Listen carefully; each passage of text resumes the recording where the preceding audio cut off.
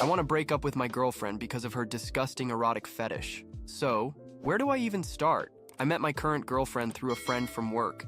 He's goth, but he doesn't dress up for the office, only for parties, and he's always posting pictures. I always see that there are women at the parties he goes to. When I was a teenager, I was emo, always into bands, and I even dated an emo girl back in the day. I told my friend to take me to the bar he always goes to. Let's call him Mauricio. I basically invited myself, LOL. I don't have that style, I go to the gym. My hair is growing, but not too much. I can do some hairstyles. It felt like destiny. I put on black clothes, a Slipknot band tee, LOL, I have nothing goth, and went with him. There was this older woman he was seeing, and her friend, Karina.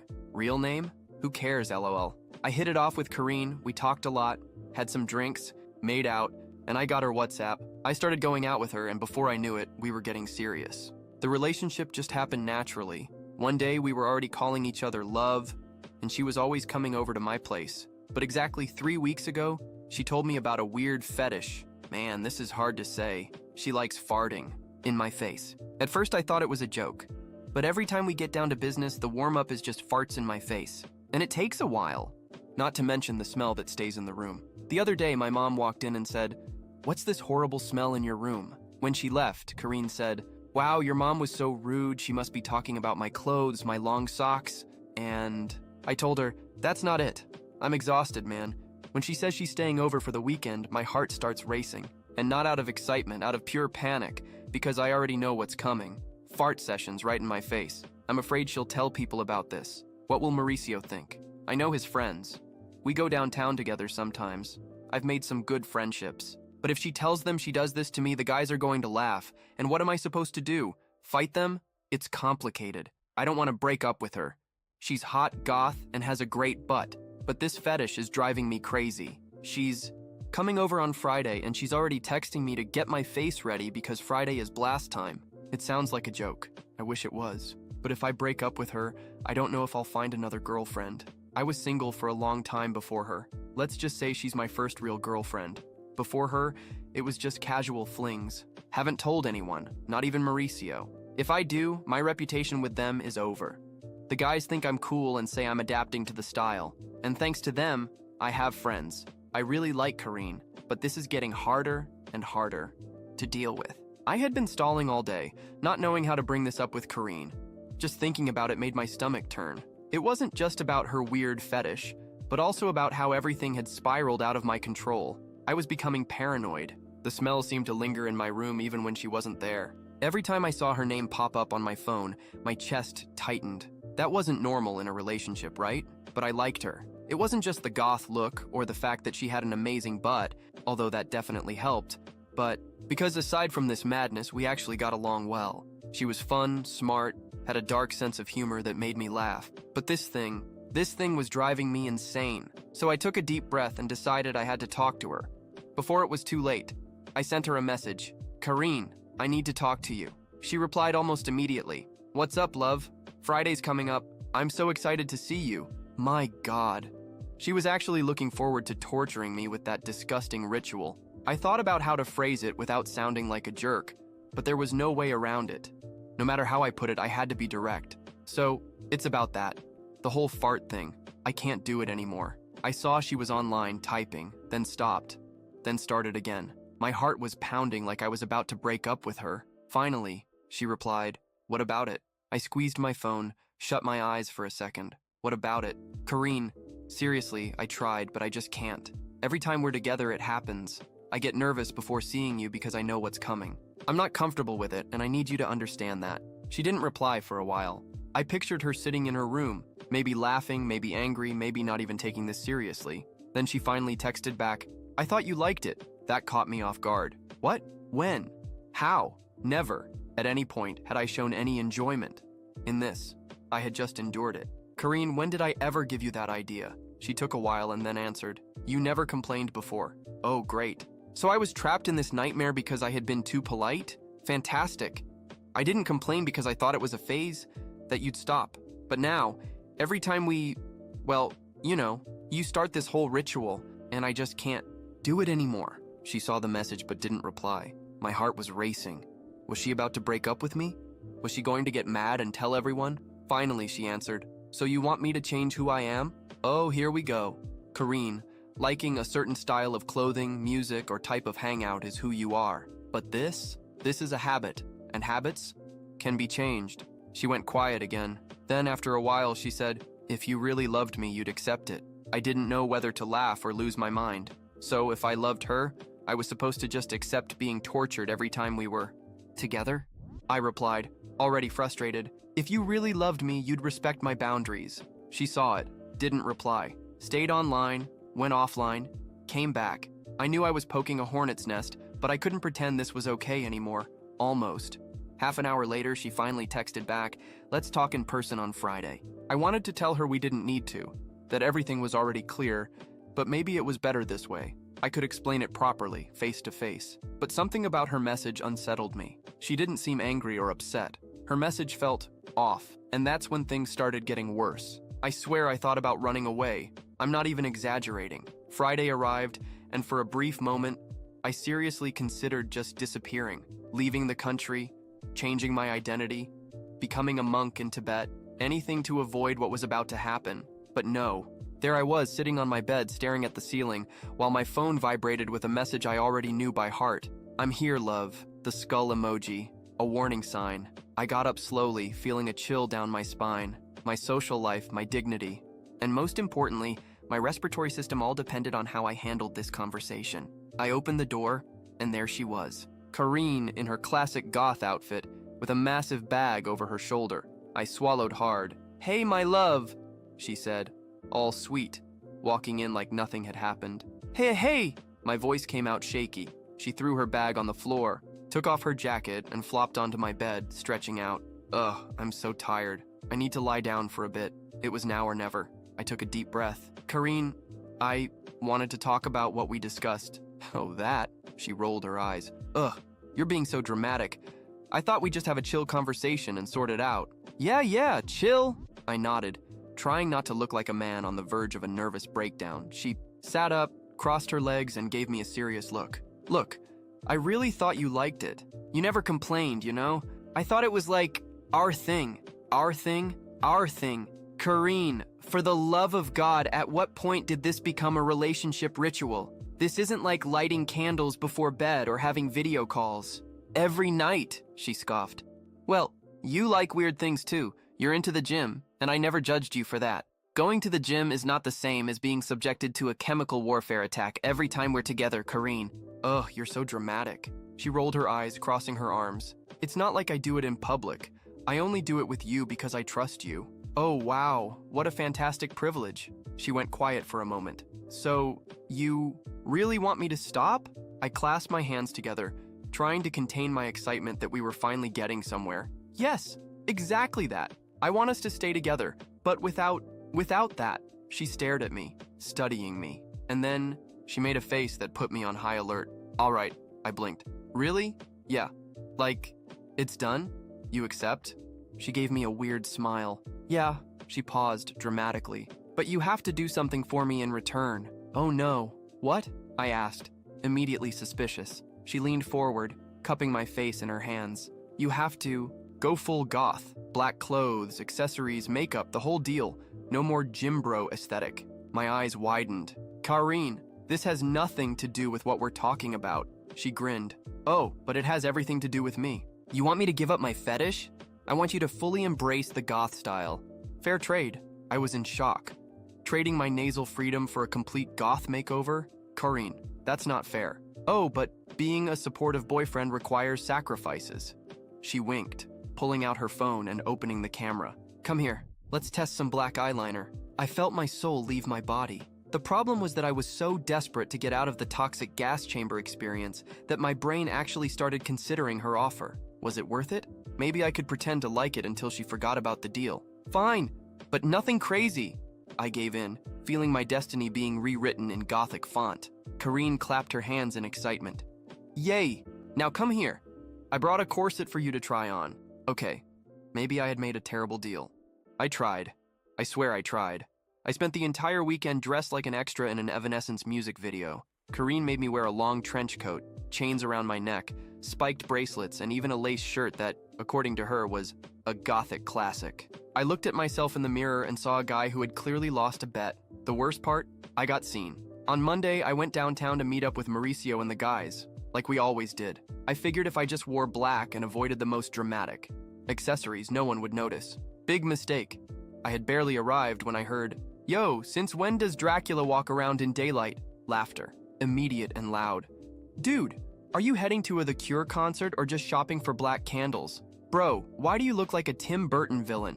Mauricio was the only one not laughing, but that was because he was too busy looking me up and down with pure disappointment. Man, what happened to you? I wanted to disappear. Not in a dramatic gothic way. I literally wanted to evaporate and cease to exist. Nothing, man. I'm just trying out a new style. Trying out a new style? One of them repeated, pointing at me. You look like you just left a band that never released an album. More laughter. I could feel my social credibility slipping away. I looked at Mauricio, hoping for some backup, but he just sighed. You're dating Karine, aren't you? I stayed silent. He shook his head. I knew it. First, you started showing up at goth events, and now you're dressing like this. Dude, she's changing you. I wanted to argue, but damn it, he was right. Karine was molding me. I never wanted to dress like this. Never wanted to trade my gym shirts and jeans for an outfit that made me look like a depressed vampire. Hey man, if you need help escaping this cult, just blink twice. One of the guys joked. I laughed, but it was a nervous laugh, because deep down, I knew they were right. I couldn't do this anymore. The next day, I went back to my usual clothes. Sneakers, jeans, and a plain black t-shirt with nothing gothic about it. Just normal. I looked in the mirror and felt a wave of relief. Finally, I looked like myself again. When Karine arrived at my place, I noticed she scanned me from head to toe and raised an eyebrow. But to my surprise, she didn't say anything. Not a single comment. No jokes. Nothing. We went about our day as if everything was normal. She acted like nothing had happened, and I knew that wasn't true. That night, I couldn't take it anymore and asked, "So, are you okay with this?" She gave me a confused look. "What do you mean?" "I don't know. I just thought you'd say something about my clothes." She smiled slightly and shrugged. "Oh no, I don't care about that. Wear whatever you want." Lies. Lies. I knew her well enough to tell she was holding something back, but she was pretending like everything was fine, and that made me even more nervous. I knew something was off. Ever since I went back to dressing like a normal person, Karine hadn't said anything. No jokes, no complaints, nothing.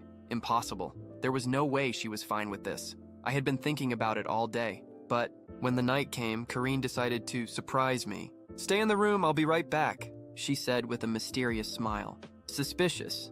Very suspicious. If there was one thing I had learned in these past months of dating, it was that when Karine smiled like that, something really good or really traumatic was about to happen. So I waited. I sat on the bed, mentally preparing myself for whatever was coming. The bathroom door was closed. I heard some noises, fabrics moving, maybe a zipper, and then she stepped out. And, man, I completely forgot about my paranoia. She was wearing black lingerie, all lace, with those thigh-high stockings. She looked like she had walked straight out of an R-rated movie. My brain went into full system failure. "What's wrong?"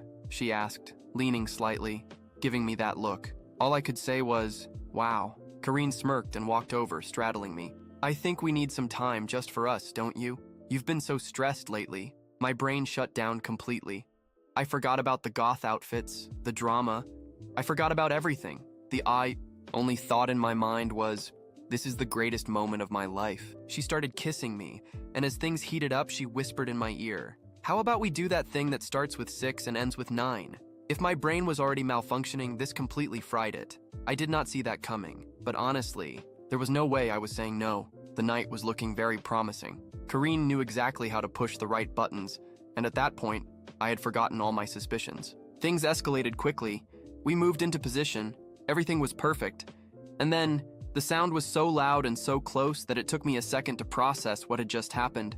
And then, the smell hit me. My entire body froze. My soul left my body and floated up to the ceiling. No, no, no. She farted right on my face in that position.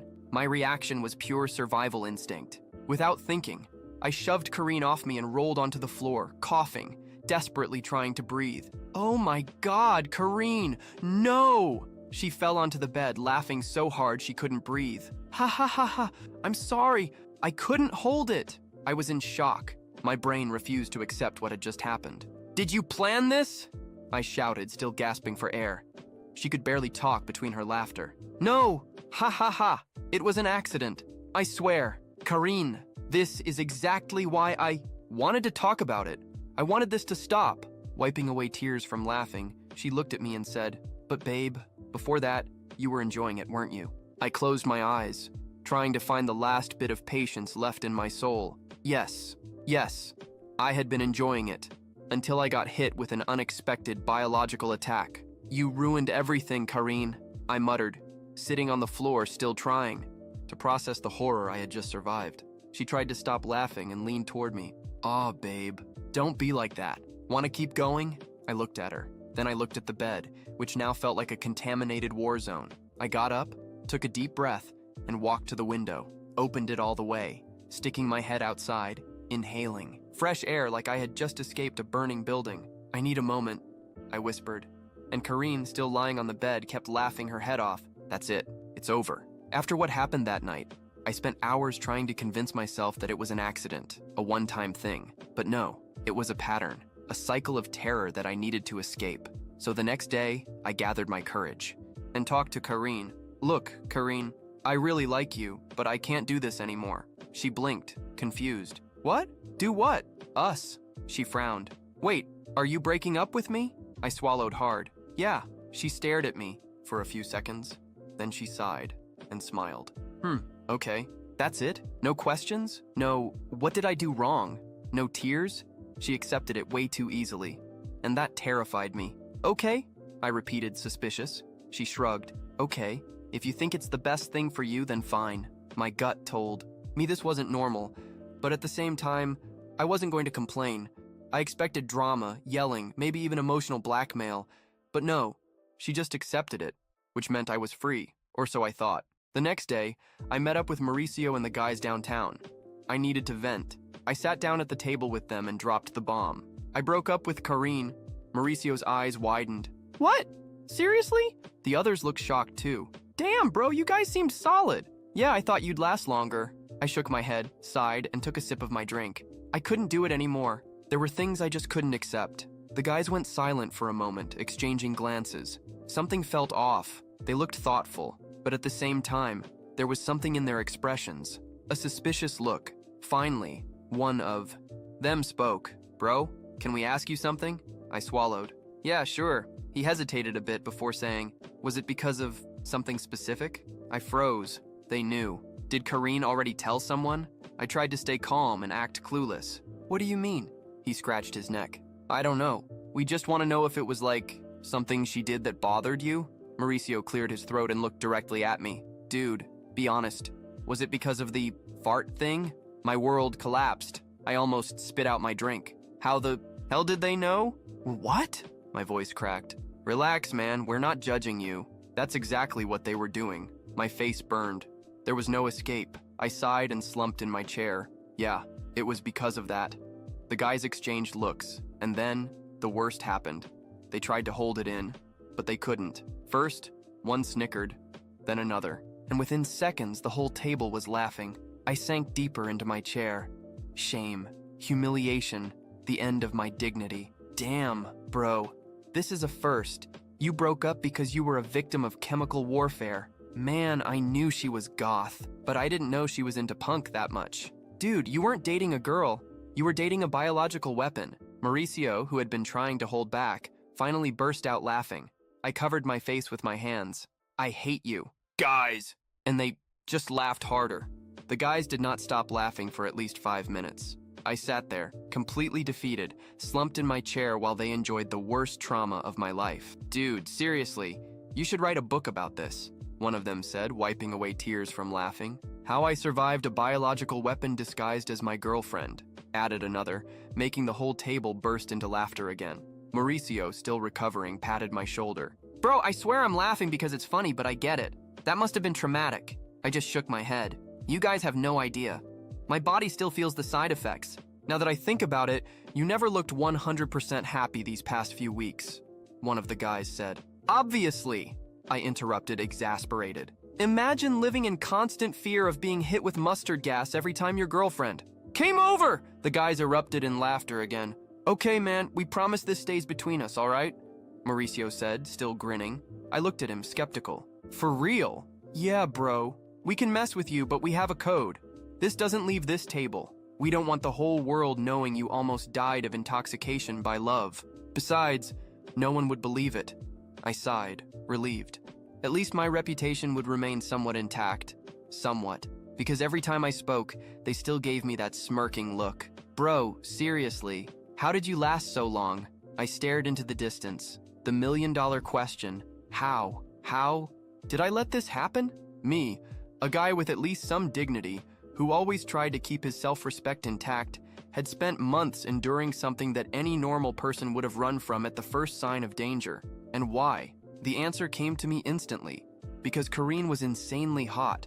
And I knew that was the most pathetic answer possible. Yes, the power of female beauty had made me put up with chemical torture, nights of terror, and anxiety attacks every time she said she was coming over. I spent a long time reflecting on my dating history, trying to figure out where I went wrong. And worse, why did such a gorgeous woman have to have such a cursed fetish? She had everything. A perfect body, that mysterious aura, that seductive attitude, and a fetish that ruined everything. Life was unfair, and after a lot of thinking, I made a decision. Never again. Guys, I swear, I am never dating a goth girl again. Never. They laughed, of course. Haha, yeah, sure, said the same guy who last week called goth girls the most beautiful women on earth. Yeah, well, they're also the most dangerous ones. Come on, bro. If you found a goth girl who was just goth, no weird fetishes, you'd still go for it, right? I stayed silent, because honestly, I didn't know the answer. The trauma was still too fresh. Maybe one day I'd look back and laugh about this. But at that moment, fear outweighed any aesthetic attraction. I don't know, man, I answered truthfully. All I know is that I never want to go through that again. The guys nodded, still trying to hold back their laughter. Life went on as usual, but I knew that every time I spoke in the group chat, every time we hung out, every time someone made a random joke, someone would look at me and remember. And I knew that every time I saw a goth girl in the street, I'd feel a small wave of panic. Days passed, and little by little, I started leaving that whole mess behind. The guys still teased me from time to time, of course, but they kept their word. They didn't tell anyone else. Life was finally going back to normal. No more stress, no more fear, no more living in constant anxiety about being hit with another biological attack in my own home. I was finally free, or at least, that's what I thought. Because one day, out of nowhere, Karine texted me, after weeks of complete silence. Her message was short, seemingly harmless. Hey, how are you? Hope you're doing well. Immediately, I knew something was off. This wasn't normal. We hadn't spoken since the breakup. Not a single word. Something didn't add up. Still, I responded cautiously. I'm good. How about you? She replied, almost instantly. Oh, I'm great. Just wanted to mention something. I've been thinking, what if people found out the real reason we broke up? And right then, I felt a chill go down my spine. My brain went into full alert mode. There it was, the real Karine. The Karine who had never actually accepted the breakup as easily as she had pretended. The Karine who wanted revenge. I took a deep breath, trying to keep my cool, not let her have power over me. So I played it calm. What do you mean? And then she dropped the bomb. Oh, nothing. Just wondering what would happen if it wasn't just your friends who knew. What if your coworkers found out? Or the guys at your gym? Imagine everyone knowing the real reason you broke up with me. That could be interesting. My heart skipped a beat. For a moment, paranoia kicked in. If that story got out, I was done for. But then, I had an idea. If she wanted to play this game, I could play too. So without hesitation, I responded, go ahead. It'll be fun watching everyone find out that you're the one with the fetish. I hit send and waited. The seconds felt like hours. Karine didn't reply instantly this time. I knew exactly what was going through her head. She didn't want people to know. She just wanted to humiliate me, but she never considered that this could backfire. A few more minutes passed before her reply finally came. Ugh, you're so annoying. Then another message. Whatever. I won't say anything. And of course the classic. But you lost an amazing woman. I smirked, feeling an overwhelming sense of peace. This time it was truly over. Without hesitation, I blocked her number and finally closed that chapter of my life for good. I stood up, walked to the mirror, and stared at my reflection. There he was, a free man, free from stress, free from fear, free from the worst mistake of my life. And, as I had promised myself, never again with a goth girl. Time passed, and I really thought I was free. Karine had disappeared from my life. The guys had stopped teasing me so much, and I was finally starting to feel normal again. I could go out without fear, sleep peacefully, and best of all, I no longer had to worry about unexpected biological attacks. Life moved on. I got back into the gym, met new girls, and started completely erasing that embarrassing chapter from my life. But then came the shock. It all started when one of my friends sent me a message. "Bro, look at this." I was at the gym when I saw the notification. I opened the link and my heart dropped. It was a Reddit post, a massive post, with thousands of upvotes and comments. And the worst part, it was about me. The title alone made me want to bury myself alive. I was betrayed by a toxic, controlling guy who couldn't accept the real me. Oh my God. I clicked on the post, and with each word I read, my rage grew. Karine had rewritten history. In her version of events, I was the villain. She painted me as a super controlling guy, someone who tried to change her, criticized her appearance, made her feel bad about herself, and then broke up with her in the coldest way possible without a single explanation. And of course, she dropped this gem. In the end, he dumped me because he couldn't handle my freedom in our relationship. All I ever wanted was to be myself, to feel comfortable with the person I loved, but he wanted me to fit into his little mold. When he realized he couldn't control me, he just threw me away. What? She made it sound like I broke up with her for no reason? And the whole fetish thing? She completely ignored it, or worse. She twisted it into something else at one point. In her post, she actually wrote, "He kept saying I had weird habits and made me feel ashamed of them. He said I should change, that my way of expressing myself was disgusting. I just wanted to be loved for who I am. But he rejected me. Are you kidding me?" I could feel my blood boiling. The post had thousands of comments, and every single one of them was on her side. Men like this are the worst. You deserve so much better, girl. Gross. Controlling guys are such red flags. He was probably insecure. I bet she was way hotter than him. And the worst one of all, honestly, if I were her ex, I'd be proud to be the guy she farted on. He didn't deserve her. What the hell? At that moment, I realized I was doomed. Karina had flipped the entire story and turned herself into the victim, and it didn't stop there. Within a few days, I noticed things were starting to leak into my real life. People I knew started looking at me weird. Some guys at the gym chuckled when I walked by. Even coworkers started acting differently. Then came the worst moment of all. I was sitting in the office break room scrolling through my phone when one of my coworkers casually walked by and dropped a bomb in front of everyone. "So bro, have you recovered from your goth trauma, or are you still in therapy?" The whole room erupted in laughter. I wanted to die. At that moment, I realized I had lost. Karine had actually spread the story. And not only that, she had done it in a way that made me look like an absolute villain. My blood was boiling, but at the same time, I felt completely powerless. What was I supposed to do? Go on Reddit and comment under her post, telling everyone the truth? No one would believe me. The internet had already made up its mind. Try to explain. It in person? That would just make things worse and give people even more to talk about. There was no escape. I had lost. And the worst part? Karine had won. That night, I went home feeling completely defeated. For the first time, I actually wanted revenge.